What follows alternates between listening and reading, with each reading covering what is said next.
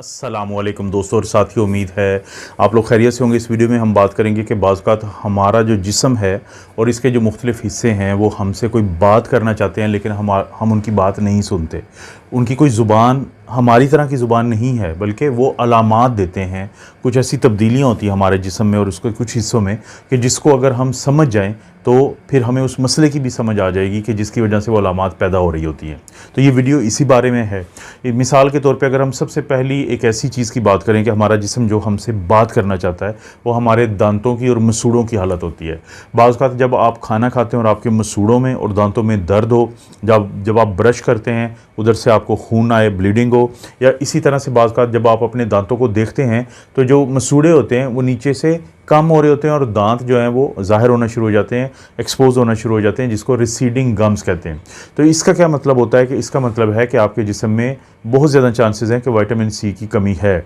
अब बजाय इसके कि हम इस बात को समझें और हम अपनी तवज्जो उन खानों की तरफ दें कि जिससे हमें विटामिन सी मिल जाए, मिसाल के तौर पे अगर हम कच्चे जो अमरूद होते हैं ये खाएं, अगर हम माल्टे खाएं, ऑरेंजेस, या हम लीमू पानी पिएं, या लेमन वगैरह जो होता है सारा वो, या फिर शिमला मिर्च जो है कैप्सिकम उसका इस्तेमाल करें, और आमला जो है उसका मुरब्बा होता है, अचार होता है, आप उसको मुख्तलिफ़ हालतों में पी सकते हैं, जूस भी उसका मिलता है। तो ये सारे भरे हुए होते हैं विटामिन सी से और ये कमी पूरी हो जाती है। हम क्या करते हैं,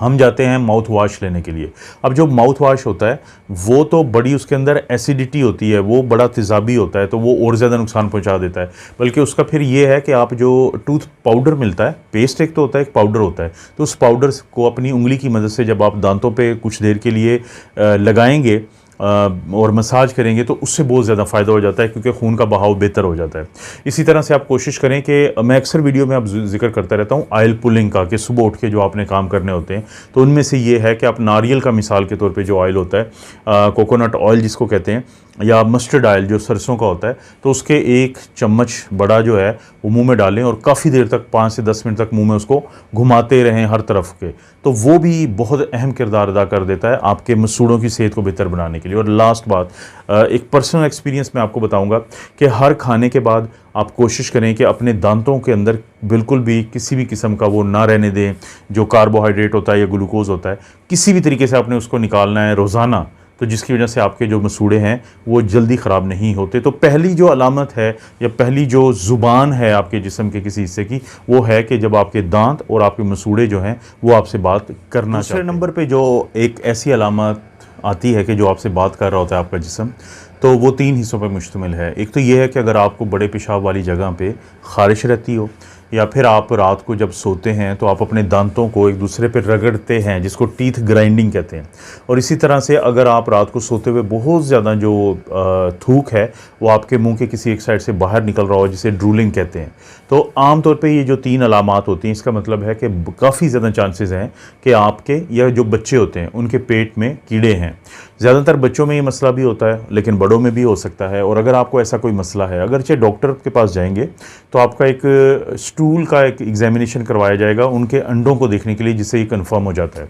लेकिन क्योंकि बहुत ज़्यादा चांसेस होते हैं कि आपको हो सकता है कि ये पेट के कीड़े हों, इंटेस्टिनल वर्म्स हों, और उसकी वजह से फिर क्या नुकसान क्या होता है, आप जो खाते हैं वो आप नहीं खा रहे होते, वो ये कीड़े खाते हैं, जिसकी वजह से आपको खून की कमी रहती है, आपको कमज़ोरी रहती है, पेट में दर्द रहता है। बाज़ औक़ात तो लोगों को जो आंतें होती हैं उसमें ब्लॉकेज आ जाता है, क्योंकि ये बहुत ज़्यादा बन जाते हैं। और इसी तरह से फिर बाज़ औक़ात लोगों को हेमरॉइड्स, बवासीर का जो मसला है वो भी जन्म लेता है, ब्लीडिंग वगैरह का।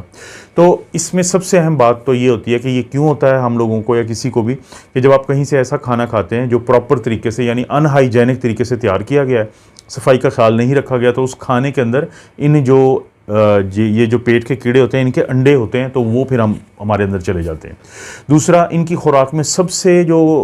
इनको अच्छा पसंद होती है खुराक कीड़ों को, वो होती है शुगर वाली चीज़ें, मीठी चीज़ें। तो जितना ज़्यादा आप खाएंगे उतना ज़्यादा ये आपके पेट में इकट्ठे हो जाएंगे। तो इसलिए बहुत ज़रूरी है कि आप कोशिश करें कि मीठी चीज़ें ना खाएं। और दूसरा ये है कि जो सब्ज़ी और फल और सलाद, ये जितना ज़्यादा आप खाएंगे तो आपकी आंतों में फ़ाइबर बन जाएगा। जब वो फ़ाइबर बनता है तो वो फ़ाइबर जाते हुए इनको भी निकाल देता है, क्योंकि इनको वो जगह नहीं देता साइड पे होकर छुपने की।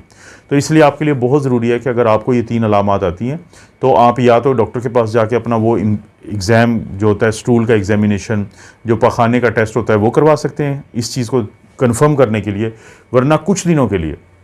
आप जो है वो फल सलाद रोटी जो है देसी रोटी जिसको गंदम की कहते हैं तो वो ज़्यादा कर दे तो उससे भी ये फ्लश हो जाएंगे आपके जिस्म। बाद बारी आती है उन लोगों की कि जिनके पाँव में अक्सर दर्द रहता है, ख़ारिश रहती है, उनके पाँव जलते रहते हैं और इसी तरह से उनके पाँव भारी रहते हैं। तो इसका मतलब है कि हो सकता है कि जिगर के साथ कोई मसला हो, क्योंकि जिगर का बुनियादी जो काम है वो इसको डिटॉक्सिफाई करना होता है, हमारे जिस्म से जहरीले मादे निकालना होते हैं। लेकिन मैं अक्सर वीडियोस में बताता रहता हूं कि जब आप अपने जिगर के ऊपर बहुत ज़्यादा दबाव डालते हैं वो खाने से, कि जो बहुत ज़्यादा मार्केट से आप तली हुई चीज़ें खाते हैं, बहुत ज़्यादा प्रोसेस फूड खाते हैं, जंक फूड खाते हैं, तो जिगर जो है वो अपने बचाव में लग जाता है और ये चीज़ें डिटॉक्सिफाई नहीं होती और आहिस्ता आहिस्ता फिर जिगर के जो काम होते हैं, जैसे कोलेस्ट्रॉल को जिगर जो है वो कंट्रोल नहीं कर पाता तो कोलेस्ट्रॉल बढ़ना शुरू हो जाता है, लोगों के बाल जो हैं वो सफ़ेद होना शुरू हो जाते हैं और इसी तरह से जिल्द के मुख्तलिफ हिस्सों पे जो है वो पिगमेंट आना शुरू हो जाता है, यानी धब्बे बनना शुरू हो जाते हैं। लेकिन इसके मुकाबले में अगर आप अपने जिगर का ख्याल रखें, और ख़ास तौर पे आप लोगों को ज़हन में रहना चाहिए कि जिगर के मसलों के लिए साइंसी तौर पे ये साबित शुदा है कि अगर आप ताज़ा गन्ने का जो रस होता है, जूस होता है, अगर आप उसको इस्तेमाल करते हैं तो आपके जिगर को बहुत ज़्यादा फ़ायदा होता है। और इसी तरह से आप कोशिश करें कि मार्केट में जो आप ये तली हुई चीज़ें खाते हैं तो इसकी बजाय आप घर के बनी हुई ज़्यादातर चीज़ें खाएँ, पूरी गंदम की रोटी खाएँ, सब्ज़ी खाएँ, फल खाएँ, सलाद का इस्तेमाल करें। जितना ज़्यादा आप ऐसा करेंगे उतना ज़्यादा आपका जिगर जो है वो बेहतर रहेगा और वो जो अपना बुनियादी काम है कि जहरीले मादों को निकालने का, जब वो निकालेगा तो आपके पाँव में आने वाली ये तमाम जो अलामात हैं ये या तो बहुत कम हो जाएंगी या बिल्कुल बेहतर हो जाएंगी। कुछ लोग ऐसे होते हैं कि जिनको अचानक ही मसल क्रैम्प यानी पट्ठों का जकड़ाव और दर्द शुरू हो जाता है, ख़ास तौर पे टांगों के जो नीचे का हिस्सा होता है जिसको हम काफ मसल्स कहते हैं, कि वहाँ पे दर्द शुरू हो जाएगा और पट्ठे जो है वो खींच जाएंगे। अब ये जो एक अलामत होती है ये भी विटामिन ई की कमी की वजह से अक्सर ये ऐसे लोगों में ये मसला बनता है। अब विटामिन ई जो है हमारे जिस्म के लिए बहुत ज़रूरी है, लेकिन अगर हम सूरजमुखी के जो बीज होते हैं, सनफ्लावर जो सीड्स होते हैं, उनका इस्तेमाल ज़्यादा करें। इसी तरह से अगर हम बादाम होते हैं उनका इस्तेमाल ज़्यादा करें, अगर हम मूंगफली जो है उसका इस्तेमाल ज़्यादा करें, और इसी तरह से जो पिस्ता होता है कैश्यू उसको इस्तेमाल करें, तो इनके अंदर भी विटामिन ई मौजूद होता है, तो हमें काफ़ी ज़्यादा इस चीज़ का फ़ायदा मिलता है। लेकिन अगर आपको दर्द काफ़ी ज़्यादा है तो आप एक और काम कर सकते हैं कि आप जो बादाम होते हैं इसका ऑयल मिलता है, आलमंड ऑयल, तो आप जहाँ जहाँ पे आपको दर्द है तो आप इसका मसाज करेंगे तो ये भी विटामिन ई की कमी को पूरा करता है। तो विटामिन ई की कमी जो है वो भी बाज़ का आपके साथ आपका जिस्म जब उसको बताने की कोशिश करता है तो वो मसल क्रैम्प्स या पट्ठों की खिंच या जो पट्ठों का जकड़ाव होता है उसकी वजह से आपको पता चल जाना चाहिए। 5वें नंबर पे या सबसे आखिर में अगर हम बात करेंगे कि ऐसी अलामत की जो आपके जिस्म में मौजूद होती है, लेकिन अगर आप उसकी तरफ नहीं तवज्जो देंगे तो आपको नहीं पता चलेगा कि वो आपका जिस्म आपको क्या बताने की कोशिश कर रहा है। वो होता है आपके जो नेल्स होते हैं, नाखून होते हैं, अगर आप उनकी तरफ देखेंगे, उनको गौर से देखें, क्या आपको वो सफ़ेद लग रहे हैं या आपको वो पिंक कलर के लग रहे हैं। अगर तो वो पिंक कलर के हैं, थोड़े से रेडिश हैं, तो इसका मतलब है कि आपके जिस्म के अंदर खून की यानी हीमोग्लोबिन की कमी नहीं है। लेकिन अगर वो वाइट हैं और इसी तरह से अगर आपका चेहरा और होंठ भी वाइट होते हैं तो इसका मतलब है कि हो सकता है कि आपको खून की कमी हो, हीमोग्लोबिन की कमी हो। हमारे खून के जो सुर्ख खलिए हैं जिनके अंदर हीमोग्लोबिन होती है और वो ऑक्सीजन को उठा के हमारे जिस्म में तमाम जगहों पे लेके जाती है, जिसकी वजह से हमारा जिस्म काम करता है। अगर उसकी कमी हो जाए तो हमें हर वक्त थकावट रहती है, चक्कर आते रहते हैं, सर में दर्द रहता है। तो अगर आप भी ऐसी कैफियत का शिकार हैं तो आप सिर्फ़ एक काम करें कि आप 1 महीने के लिए रोज़ाना सुबह नाश्ते से पहले 1 गिलास जो है वो गाजर का जो